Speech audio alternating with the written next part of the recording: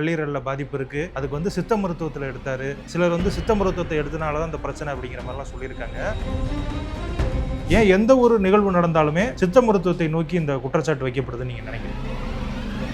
Medical mafia இருக்கிறதுக்கு வாய்ப்பு இருக்குது. அதை தான் இந்த அளவுக்கு ஃபோக்கஸ் பண்ணி நீங்கள் முதல்லையே பார்த்தீங்கன்னா சார் வந்து ரோபோ சங்கர் சாரும் அவங்க ஒய்ஃப் வந்து ஒரு பேட்டியில் தெரிவிச்சிருப்பாங்க, சீரியஸான கண்டிஷன், இறக்குற கண்டிஷன் போயிட்டாங்க, இது அக்யூட் இன்ஃபெக்ஷன், ரொம்ப சீரியஸ் கண்டிஷன் போனதுனால அங்கே போக வேண்டிய சுச்சுவேஷன். ஆனால் அதுக்கு முன்னாடி வந்து முழுக்க அலோபதியெல்லாம் பார்த்து கைவிட்ட நிலைமையில தான்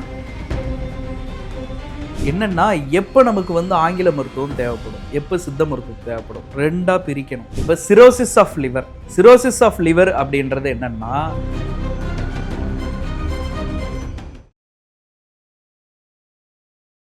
நேயர்களுக்கு வணக்கம். இன்று நம்முடன் இணைந்திருக்கும் சிறப்பு விருந்தினர் வள்ளலார் சித்தா ஹாஸ்பிட்டலினுடைய தலைமை மருத்துவர் திரு கௌசிகன் அவர்கள். வணக்கம் சார். வணக்கம். எப்படி இருக்கீங்க? நல்லா இருக்கு சார். சமீபத்தில் நடிகர் ரோபோ சங்கர் அவர்கள் வந்து உயிரிழந்திருக்காரு.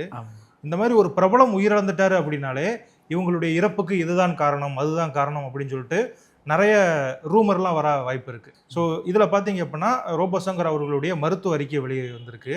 அது வந்து நிறைய பேருக்கு புரிஞ்சுதா அப்படின்னு கூட தெரியல. ஆனால் அவங்க என்ன சொல்லிட்டாங்கன்னா, இவர் வந்து இந்த மாதிரி கல்லீரலில் பாதிப்பு இருக்குது, அதுக்கு வந்து சித்த மருத்துவத்தில் எடுத்தார், அலோபதி எடுத்தார், ஹோமியோபதி எடுத்தார், இதெல்லாம் கலந்து எடுத்ததுனால தான் இந்த மாதிரி பாதிப்பாக இருக்குது அப்படிங்கிற மாதிரி சொல்கிறாங்க. சிலர் வந்து சித்த மருத்துவத்தை எடுத்தனால தான் இந்த பிரச்சனை அப்படிங்கிற மாதிரிலாம் சொல்லியிருக்காங்க. ஸோ நீங்கள் இந்த விவகாரங்களை எப்படி பார்க்குறீங்க? முதல்ல திரு ரோபோ சங்கர் அவர்களுடைய மரணத்துக்கு, அவங்களுடைய குடும்பத்துக்கு ஆழ்ந்த இரங்கலை வந்து நான் தெரிவிச்சிருக்கேன். எப்பவுமே வந்து உடலுக்கு வந்து அழிவு இருக்குது, ஆன்மாவுக்கு எப்போவுமே அழிவு இல்லை. அதனால் அதை அவருடைய ஆன்மா இந்த அவருடைய குடும்பத்தை சுற்றி அவங்களுக்கான நல்ல காரியங்களை செய்து தரணும் என்று இறைவனிடம் நான் பிரார்த்திக்கிறேன். என்னென்னா, இந்த ரூமர்ஸை வந்து முதல்ல மீடியா வந்து என்னென்னா, அவர் வந்து கல்லீரல் மாற்று சிகிச்சையை தவற விட்டாரா அப்படின்றதெல்லாம் வந்து இந்த மாதிரியெல்லாம் வந்து மீடியாவுடைய லைக்ஸ் கூடணுன்றதுக்காக, இது பண்ணணுன்றதுக்காக இந்த மாதிரி ஒரு அவங்க குடும்பம் வந்து ஒரு கஷ்டமான சுச்சுவேஷன் இருக்கிற சமயத்தில் இந்த மாதிரியான ஒரு ரூமர்ஸை வந்து இது பண்ணக்கூடாது. என்னென்னா, லிவரை பொறுத்தளவு என்னுடைய அனாட்டமி ப்ரொஃபஸர் டாக்டர் அன்புமணி சொல்வார் எப்போவுமே, நீங்கள் உங்கள் காதலியிடம் யூஆர் மை ஹார்ட்னு சொல்லாதீங்க, யூஆர் மை லிவர்னு சொல்லுங்கள் அப்படின்னு சொல்லுவாங்க. லிவரை பொறுத்தளவுக்கு உடம்புல உள்ள எல்லா ஆர்கன்ஸோடைய மெட்டபாலிசத்தை பாதுகாக்கிறது வந்து லிவர். நமக்கு ஹார்ட்லேருந்து பிரெயின்லேருந்து எல்லாமே ஃபங்க்ஷன் ஆகிறதுக்கு காரணம் லிவருடைய மெட்டபாலிசம், மெயின் மெட்டபாலிசம். அந்த மெட்டபாலிசம், அந்த லிவர் வந்து எந்த அளவுக்கு நம்ம பாதுகாக்கிறோமோ, எந்த அளவுக்கு பிரச்சனையாகும் பொழுது கரெக்டாக ட்ரீட்மெண்ட் எடுக்கிறோமோ அதை எடுத்துருக்கணும். அந்த லிவர் ஃபெயிலியர் ஆகும் பொழுது எல்லா ஆர்கன்ஸுமே இயங்காமல் போயிடும். அதனால் சப்போர்ட் வந்து இருக்காது. அதுதான் அவருடைய இதில் வந்து நான் பார்க்குறது என்னென்னா, லிவர் ஃபெயிலியர் ஆகும் பொழுது எந்த ஆர்கன்ஸுமே சப்போர்ட் பண்ணாது. ஆக்சிஜன் கொடுத்தா, வெண்டிலேட்டர் கொடுத்தா லங்ஸ் சப்போர்ட் பண்ணணும், லிவர் கரெக்டாக இருந்தால் தான் லங்ஸ் சப்போர்ட் பண்ணணும். இந்த மாதிரி மெயின் ஆர்கன்ஸ் எல்லாமே லிவர் தான் மெயின், கடைசி வரையில் உடம்புல இருந்து போராடக்கூடிய ஒரு ஆர்கன். அந்த ஆர்கனே ஃபெயிலியர் ஆகும் பொழுது எந்த விதமான சப்போர்ட்டு உடம்புல இருந்து கிடைக்காது. அதுதான் மெயின் விஷயம். அது எப்படி வேணாலும் நடக்கலாம். அது இவ்வளவு நாள் அப்படின்றது அக்யூட் கிரானிக்னு சொல்லக்கூடிய, ஏற்கனவே அவருக்கு ஜாண்டிஸ் வந்ததுனால அதை கரெக்டாக பராமரிக்காமல், அந்த லிவரை கரெக்டாக ஜாண்டிஸ் வந்து ஒரு 5 இயர்ஸ் ஆகுது, ஏன்னா ஃபைப்ரோசிஸ் இருக்கும், இதெல்லாம் பார்த்து அதை கரெக்டாக கொஞ்சம் பார்த்து ஒரு 5 இயர்ஸ் மெயின்டைன் பண்ணியிருந்தால் நல்லா இருந்திருப்பார். Okay sir. இவர் வந்து அதிகமான குடிப்பழக்கத்துக்கு அடிமையானவர் அப்படிங்கிற மாதிரிலாம் சொல்கிறாங்க. ஸோ இந்த கல்லீரல் பாதிப்புக்கு முதன்மையான காரணம் குடிப்பழக்கம் தானா சார்?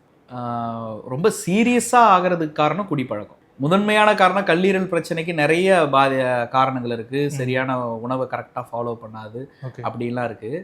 என்னென்னா, மெயின் காரணம் என்னென்னா, கல்லீரல் சீக்கிரம் செயலிழக்கிறதுக்கான காரணம் மெயினாக வந்து ஆல்கஹால் தான்.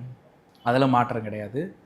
மற்ற பிரச்சனை, கேன்சர், இதெல்லாம் வந்து அதெல்லாம் வந்து ஒன்றும் ரொம்ப நிறைய பேர் இன்னைக்கு மது பழக்கத்தினால மட்டும்தான் அந்த லிவர் வந்து அந்த சுச்சுவேஷன் போகிறதுக்கான காரணம். எந்த ஒரு பிரபலம் இறந்தாலுமே அவங்க வந்து சித்த மருத்துவத்தை எடுத்துக்கிட்டாங்க, அதனால தான் உயிரிழந்துட்டாங்க அப்படிங்கிற மாதிரி ஒரு கருத்து வைக்கப்படுது. ஏற்கனவே நடிகர் ராஜேஷ் அவர் வந்து உயிரிழந்த போதும் சித்த மருத்துவத்தை அவர் அதிகமாக நம்பினார், அவரால் சித்த மருத்துவத்தால் அவரை காப்பாற்ற முடியல அப்படிங்கிற மாதிரி சொல்லியிருந்தாங்க. ஸோ இவருக்குமே இந்த மாதிரியான ஒரு குற்றச்சாட்டு வைக்கப்படுது. ஏன் எந்த ஒரு நிகழ்வு நடந்தாலுமே சித்த மருத்துவத்தை நோக்கி இந்த குற்றச்சாட்டு வைக்கப்படுதுன்னு நீங்கள் நினைக்கிறீங்க? என்னென்ன சார், இது வந்து தமிழ்நாடு. ம். இங்கே வந்து நாம் வந்து நிறைய பேர் எல்லார் வீட்லேயுமே சகஜமாக சித்த மருந்து யூஸ் பண்ணுவோம். ஓகே. ஒரு நெல்லிக்காய் இருக்கட்டும், மஞ்சள் இருக்கட்டும், மிளகு இருக்கட்டும், வெற்றிலை இருக்கட்டும், அதிமதுரம் இருக்கட்டும், எதுவாக இருந்தாலும் நாம் சகஜமாக யூஸ் பண்ணுவோம், அடிக்கடி யூஸ். அப்போ இங்கே வந்து ஒரு வெளிச்சத்தை வந்து காட்டி அதை வந்து ஒரு பரபரப்பாக்கணும்னு வச்சுக்கிங்களேன். ஒரு டெத்து நடக்குது, அதை வந்து பரபரப்பாக்கணும்னா ஹாஸ்பிட்டல் சரியில்லைன்னா ஒரு 20 பேர் அந்த ஹாஸ்பிட்டல் சார்ந்து அந்த ஊரை சார்ந்து பார்ப்பாங்க அந்த விஷயத்த. டாக்டர் சரியில்லைன்னா ஒரு டாக்டர் அவர் சார்ந்த சமூகம், அப்புறம் கொஞ்சம் அந்த நோயாளி சார்ந்தவங்க பார்ப்பாங்க. இதில் எல்லாரோடையுமே தமிழ்நாட்டில் கனெக்ட் ஆகுறதுன்னா சித்த மருந்து. இதை சொல்லிட்டா ஈஸியாக கனெக்ட் ஆகிடும், நோயாளிங்களுக்கு பார்க்குறவங்களுக்கு ஈஸியாக கனெக்ட் ஆகிடும். ஐயோ, நான் நேற்று நெல்லிக்காய் சாப்பிட்டனே, இன்னைக்கு மஞ்சளை கொதிக்க வச்சு சாப்பிட்டனே, இன்னைக்கு வெத்தலை சாப்பிட்டனே, என்ன ஆகுமோ எனக்கு அப்படின்ற ஒரு பயம் ஏற்படும். அதனால இவ்வளோ பேரும் பார்ப்பாங்க. மெடிக்கல் மாஃபியா இருக்கிறதுக்கு வாய்ப்பு இருக்குது. அதனால் இந்த அளவுக்கு ஃபோக்கஸ் பண்ணி இது பண்ணுவாங்களான்றது சந்தேகம். மெடிக்கல் மாஃபியா வந்து சித்தா மருந்தே இருக்கக்கூடாது அப்படின்றதுக்கான ஒரு, ஏன்னா வந்து பார்த்தீங்கன்னா முன்னெல்லாம் சளி பிடிச்சதுன்னா ஒரு 50 இயர்ஸ் பேக்கு சித்தா மருந்து யூஸ் பண்ணாங்க. அதுக்கப்புறம் வந்து தீவிரமாக அலோபதி மெடிசன்ஸ் வர வர ஃபுல்லாக ஆன்டிபயோட்டிக்ஸ் நிறையா, சாதாரண சளிக்கே ஆன்டிபயோட்டிக்ஸ் நிறையா வந்து யூஸ் பண்ண ஆரம்பித்தாங்க. இப்போ வந்து அதோடைய இதை வந்து குறைச்சிருக்கிறாங்க. ஆன்டிபயோட்டிக்ஸோடைய யூசேஜை வந்து நார்மல் சளிக்கு இதுக்கெல்லாம் குறைச்சிருக்கிறாங்க. வீட்டிலேயே இந்த மாதிரியான ப்ரிப்ரேஷன்ஸ், மிளகு, சுக்கு, இந்த மாதிரியான ப்ரிப்ரேஷன்ஸ்லாம் பயன்படுத்துகிறாங்க. அதனால் கூட இருக்கலாம், ஆனால் அது கன்ஃபார்மாக தெரியல. இதுதான் விஷயம். உடனே அட்டென்ஷனை வந்து தூண்டி இதை பார்க்க வைக்கிறது. தினம் நம்ம பயன்படுத்துகிறோம்ல, பட்டை, லவங்கம், சோம்பு எல்லாம் பயன்படுத்துகிறோம்ல, அதை வீட்டிலேயே சும்மா கொதிக்க வச்சு குடிக்கிறது. இப்படி கொதிக்க வச்சு குடிச்சிட்டு தான் இது பண்ணுவாங்க. அதை அட்டென்ஷனை திருப்புறதுக்காக அது மாதிரி பண்ணுறது. இந்த ரோபோ சங்கர் இஷ்யூ எடுத்துக்கிட்டோம்னா, ஸோ இவருக்கு ஒரு பாதிப்பு ஏற்பட்டிருக்கு, அதற்கான மருத்துவ அறிக்கை வெளியே வந்திருக்கு. ஸோ இது போல ஒருத்தர் வந்து பாதிக்கப்படக்கூடாது அப்படின்னா அவர் செய்ய வேண்டியது என்ன? சித்த மருத்துவம் சொல்றதா இருக்கட்டும், இல்லை பொதுவாக நீங்கள் ஒரு அறிவுரையாக சொல்றதா இருக்கட்டும், அது என்னவா இருக்கும்? என்ன விஷயம்னா, முதல்ல ஜாண்டிஸ் வந்த உடனே சரியாயிடுச்சு. மஞ்சள் காமாலை. ஆமாம், ஜாண்டிஸ் மஞ்சள் காமாலை வந்த உடனே சரியானதுக்கப்புறம் ஒரு ட்ரிங்க்ஸ் பழக்கத்தை மறுபடியும் பண்ணக்கூடாது. மறுபடியும் ட்ரிங்க்ஸ், ஆல்கஹால் கன்சியூம் பண்ணக்கூடாது.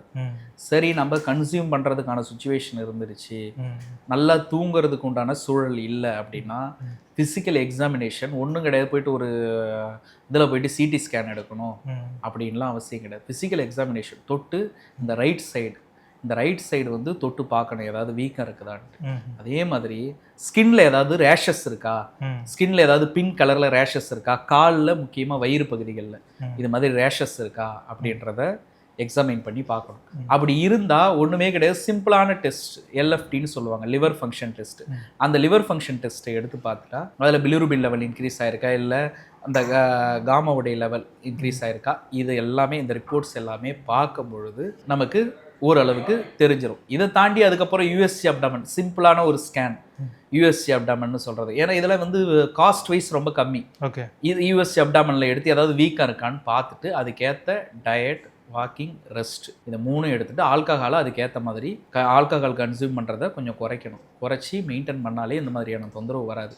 இது முழுக்க நம்ம என்னென்னா நம்மளை கேர் பண்ணிக்காமல் விடுறதுனால வரக்கூடிய இது. நீங்கள் முதல்லையே பார்த்தீங்கன்னா சார் வந்து ரோபோ சங்கர் சாரும் அவங்க ஒய்ஃப் வந்து ஒரு பேட்டியில் தெரிவிச்சிருப்பாங்க, நக்கீரன் சார் வந்து எனக்கு ரொம்ப ஹெல்ப் பண்ணார், நான் இப்போ இது மாதிரி சீரியஸான கண்டிஷன், இறக்குற கண்டிஷன் போயிட்டாங்க, ஆனால் கடைசியாக நக்கீரன் அண்ணன் வந்து என்னை வந்து டாக்டர் தர்மலிங்கத்துக்கிட்ட கூப்பிட்டு போனார். அவர் வந்து எனக்கு இப்போ என்னுடைய ஸ்டாஃப், என்னுடைய காலேஜோடைய ஓனர் தான் அவர். ஆமாம், அவர்கிட்ட தான் நான் ப்ராக்டிஸ் எடுத்தேன். சித்தா மருத்துவர். ஆமாம், சித்தா டாக்டர். அவர்கிட்ட தான் ப்ராக்டிஸ் எடுத்தேன் நான். அவருடைய அசிஸ்டண்ட் தான். அவர் கூட நான் ஸ்டூடெண்ட்டாக இருக்கும்பொழுது அவர்கிட்ட தான் ப்ராக்டிஸ் எடுத்தேன். அவர்கிட்ட தர்மா அண்ணங்கிட்ட கூப்பிட்டு போனார். தர்மா அண்ணன் நான் ஒரே மாதத்தில் காப்பாற்றிடுறேன்ட்டார். அதுக்கேற்ற மாதிரி காப்பாற்றிட்டாரு, அவர் தான் எனக்கு கடவுள் அப்படின்ட்டு அவங்க இன்டர்வியூலேயே சொன்னாங்க. ரோபோ சாரும் அவங்க ஒய்ஃப் மனைவியும் சொன்னாங்க. அப்போ அந்த அளவுக்கு கண்டிஷனில் இருந்து இப்போ சித்தா வந்து அவங்களுக்கு ரொம்ப சப்போர்ட் பண்ணிச்சு. என்னன்னா அது எல்லா நேரத்துலையும் இந்த பாடி இப்போ உடம்பு சப்போர்ட் பண்ணால் தான் மெடிசன் சப்போர்ட் பண்ணும். இப்போ வந்து என்னென்னா அக்யூட்டாக டக்குன்னு சடனாக போனதுனால எமர்ஜென்சிக்கு போக வேண்டிய கண்டிஷன் ஆகிடுச்சு. என்ன அவங்களுடைய மருத்துவ அறிக்கை என்னன்னு தெரியல. சடனாக லிவர் ஃபெயிலியர் ஆகிடுச்சிங்களா, இல்லை கிட்னியில் எதுவும் பிரச்சனை வந்துருச்சுங்களா, இல்லை இன்ஃபெக்ஷன் ஆகிட்டு லங்ஸில் எதுவும் பிரச்சனை வந்துருச்சுங்களா, அப்படின்றத தெளிவாக தெரியல. இது அக்யூட் இன்ஃபெக்ஷன், ரொம்ப சீரியஸ் கண்டிஷன் போனதுனால அங்கே போக வேண்டிய சுச்சுவேஷன். ஆனால் அதுக்கு முன்னாடி வந்து முழுக்க முழுக்க அலோபதியெல்லாம் பார்த்து கைவிட்ட நிலமையில தான் அவர் நக்கீரன் சார் வந்து கூப்பிட்டு போனார் அப்படின்ற மாதிரி அவங்க அந்த பேட்டியில் தெரிவிச்சிருப்பாங்க. அந்த டைமில் உண்மையாலுமே நானே பார்த்தேன். இப்போ சார்கிட்ட இருக்கும்பொழுது அங்கே இருக்கிற ஸ்டாஃப்ஸ் எல்லாமே சொன்னாங்க, இந்த மாதிரி சார் வந்தாங்க, வந்துட்டு நல்லா மெடிசன்ஸ் கொடுத்து, அது பேட்டிலையும் தெரிவித்தாங்க. அவங்க இவ்வளோ ஓப்பனாக சொல்லுவாங்கன்னு நானும் எதிர்பார்க்கல. வந்து பார்த்துட்டு போனால் இவ்வளோ ஓப்பனாக பரவாயில்ல, அதை சொன்னாங்க.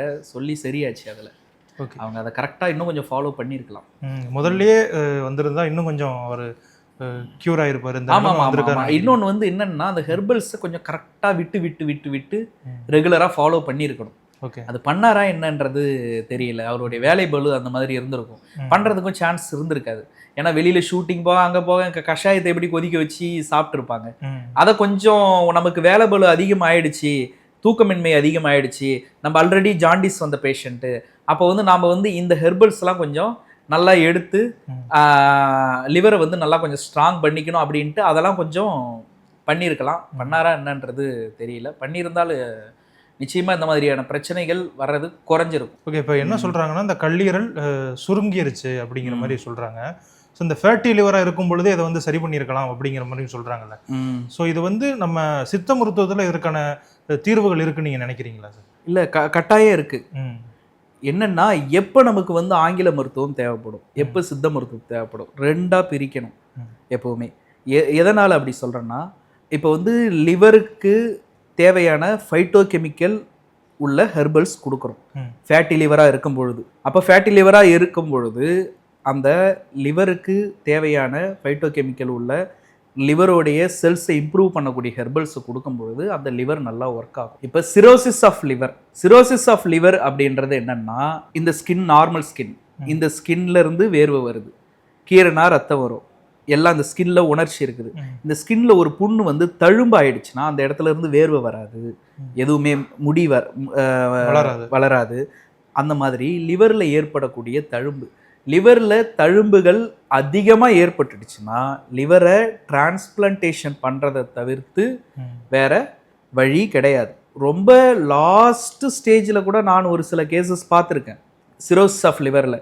அவங்களுக்கு என்னென்னா, கல்லீரல் மாற்று அறுவை சிகிச்சை பண்ணுறதுக்கான நிதி அந்த அளவுக்கு இருக்காது.